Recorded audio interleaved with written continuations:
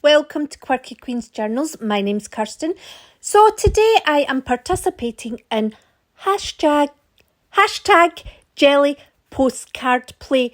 This is hosted by Kerry the Crafter, Kerry Griffiths, and he's being supported by Darcy's Adventures of Mixed Media, Eddie Makes Art, and of course PM Artist Studio, Devon Rex Art, lots of channels. So what I've done is I've drawn out the size of my postcard with a pencil on a sheet of paper just to give me the sort of area I'm working in. Now the first one I am painting faces. Now initially I did 4, but only one of them I really liked, so I'm showing you this one. So I'm using acrylic paints and a paintbrush mostly for this one, and I just show you this one here. So yes, I feel like I rushed that at the start there, the hashtag jelly postcard play. This is Kerry the Crafter's first collaboration, he says. So, well, one that he's participated in a lot. So anyway, I think it's a great idea. It's little mini works of art. Now, you're supposed to put a number on each one, but I'm just going to verbally say the number and say that that's part of it. It's just that because I'm treating them like little pieces that I could hopefully sell. So I don't want to put numbers on them. But I'm sure he won't kick me out or remove my hashtag. Anyway, that's enough rambling.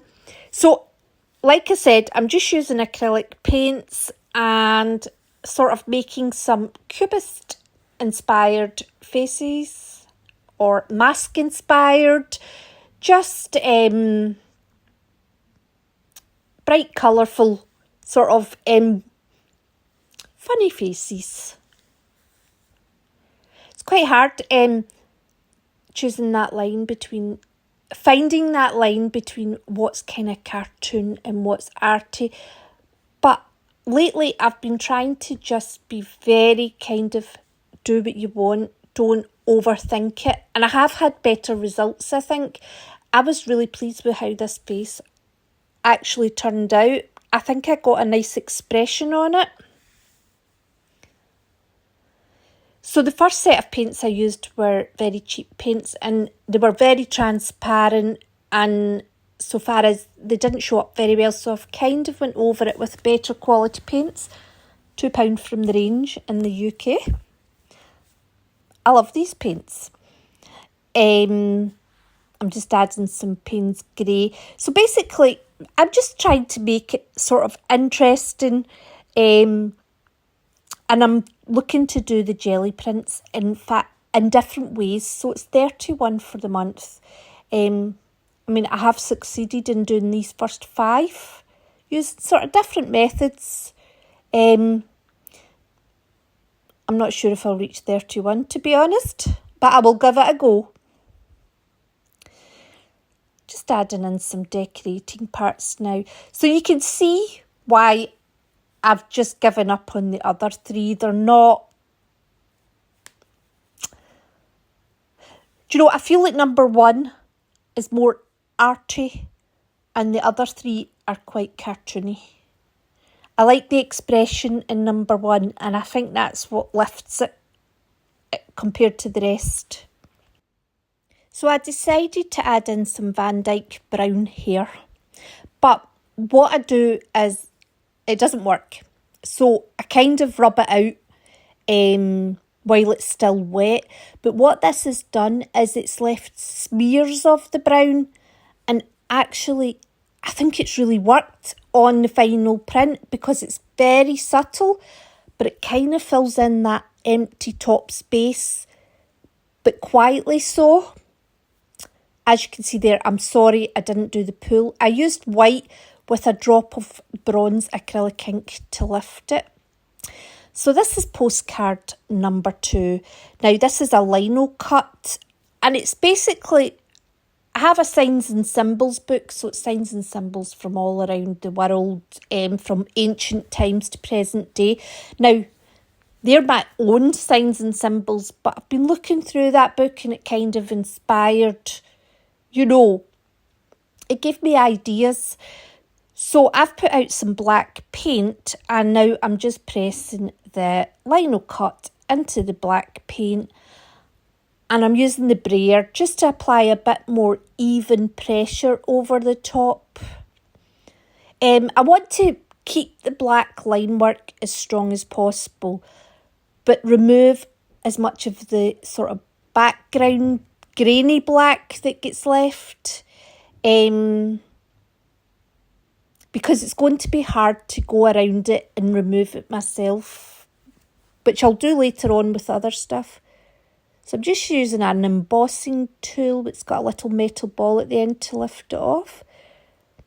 So I was pretty pleased with that. The background's a bit darker than I wanted, but I haven't explained. I'm using a gel print that I made a couple of weeks ago, and it wasn't very successful, but it was 16 by 20 inches. So what I've done is I've cut it up. So all the background papers I'm using have got kind of red with some coloured texture areas on. So this is white acrylic paint with a bit of bronze acrylic ink again. And that's what I'm going to lift it with. Now this works out very well. This is my favourite of the lot.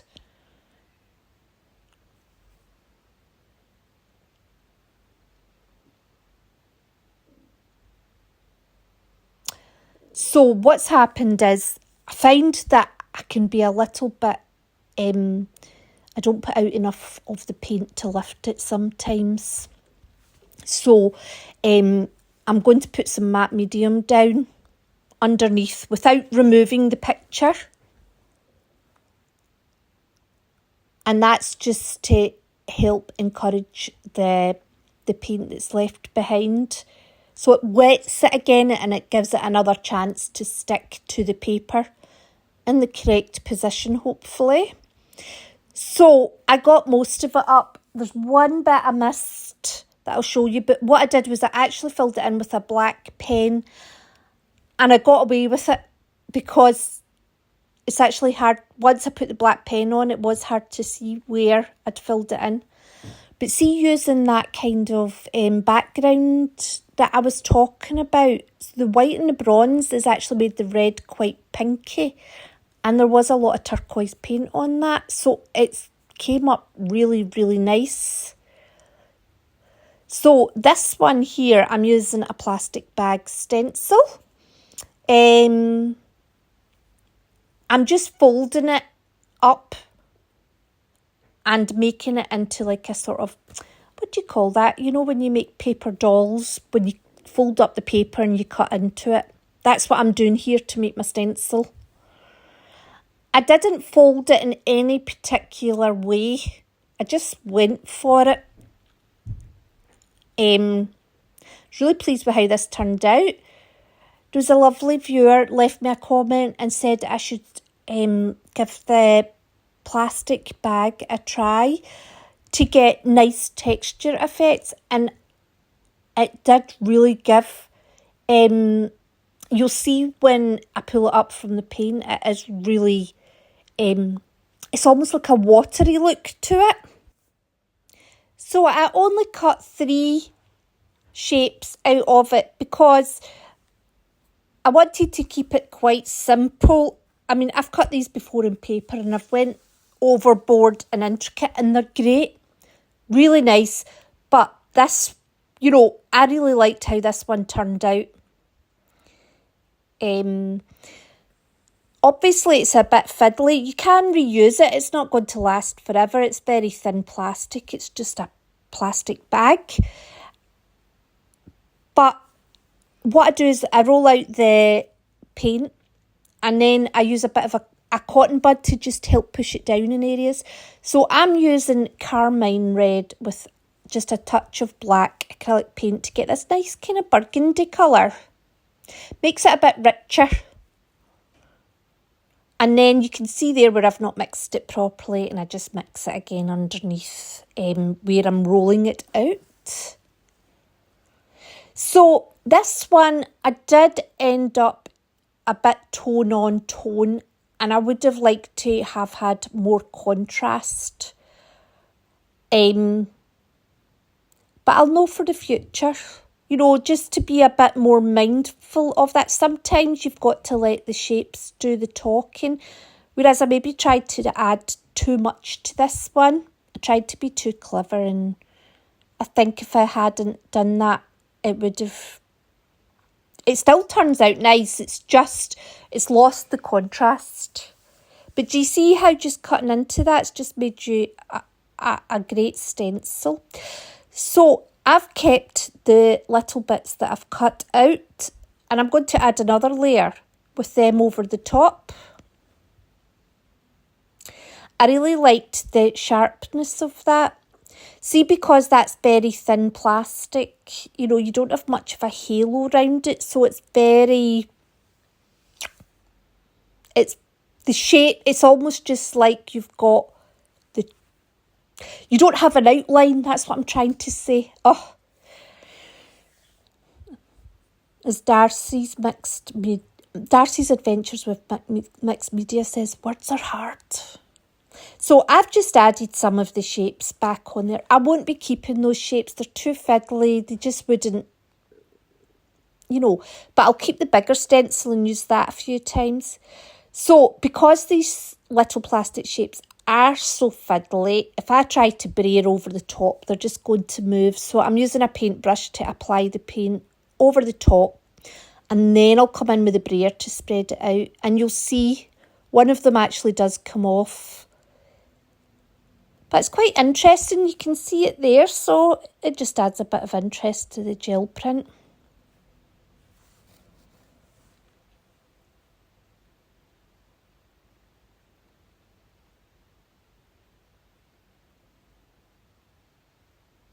See, I feel like if I'd used a different, like maybe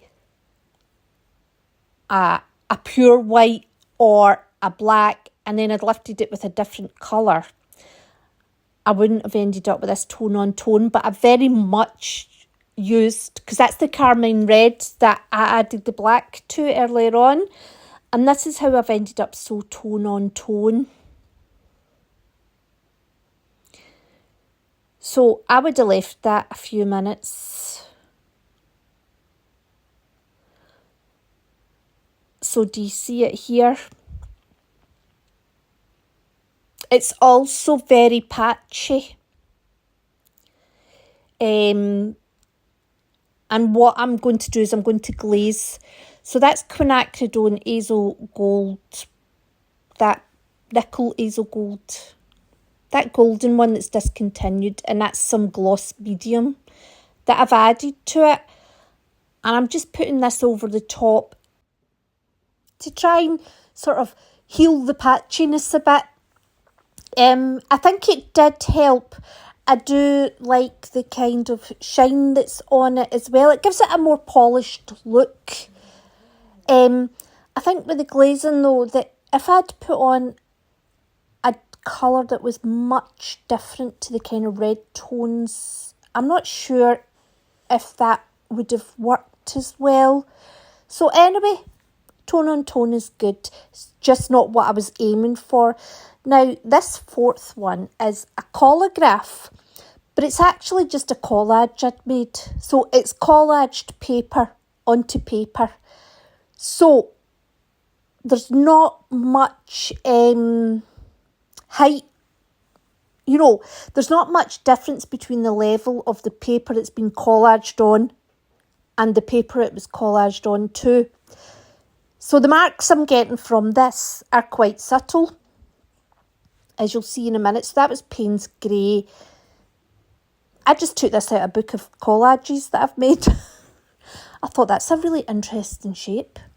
Collagraphs don't need to be big,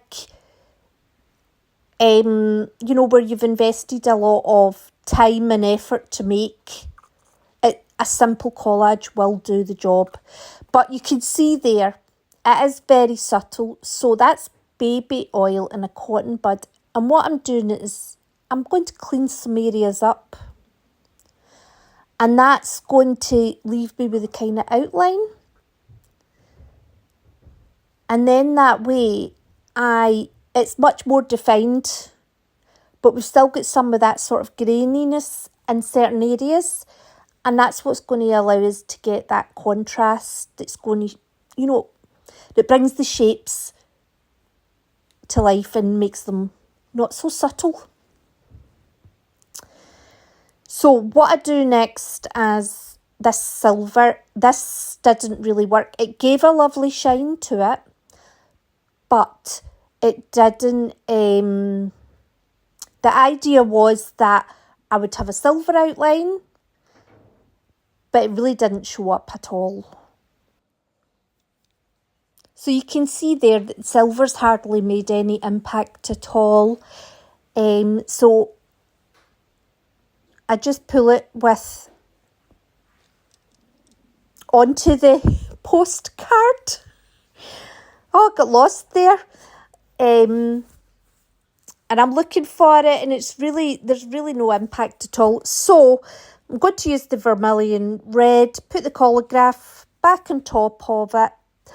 I do think that the paper was just too thin. Even just a slightly heavier weight, or probably would have done it, or maybe more of a torn edge, maybe you would have got more effect. Anyway, we're cleaning it up with some baby oil and the cotton bud. Using matte medium to lift it on. Are we looking at that there? The one with the Payne's grey shapes. I'm not sure that I needed to add this. It actually, I think, is quite striking without it, but I just felt it wasn't enough. So I just used the brayer to just get rid of any sort of brush or finger marks from the matte medium.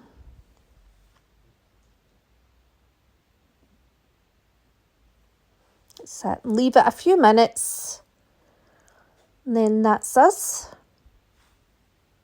Postcard number 4.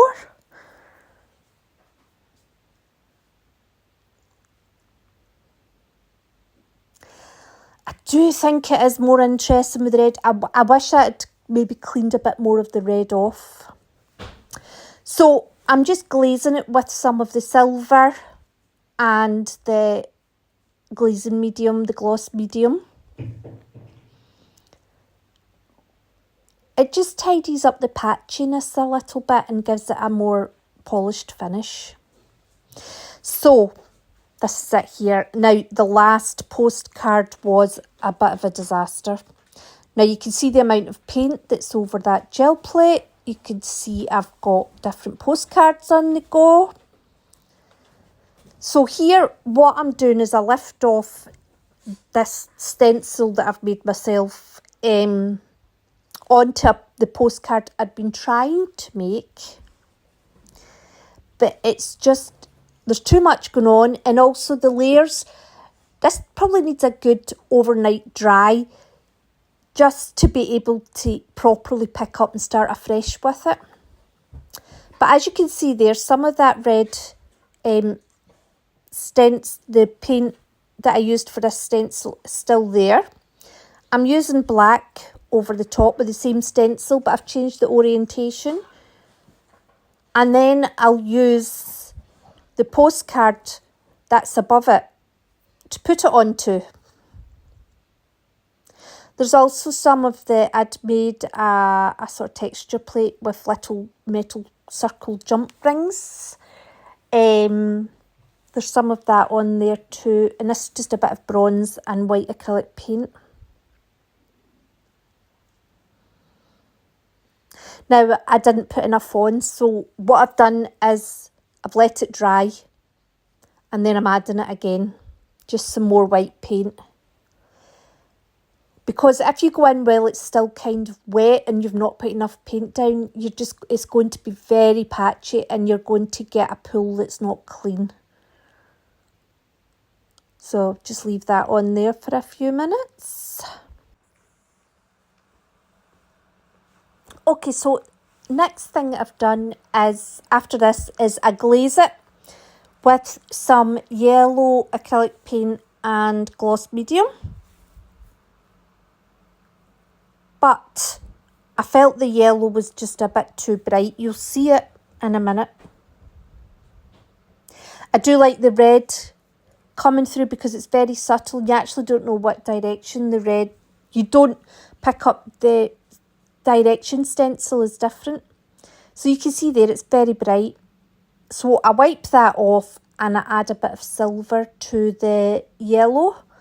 And it just changes it ever so slightly. It dulls it down, even though it's silver.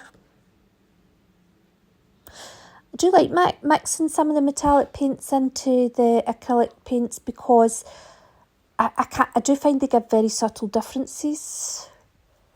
So there it is there. I think that would have benefited more from maybe not an all-over glazing. Anyway, number 1, number 2, number 3, number 4, and number 5. So they have been given a number, Kerry, just so you know. And that's it. So what I'll do is, I'm not going to do it every day, but I will, you know, I'll make a bundle and then I'll make a video about it. So I hope you enjoyed, and thanks very much for watching, and take care. Bye.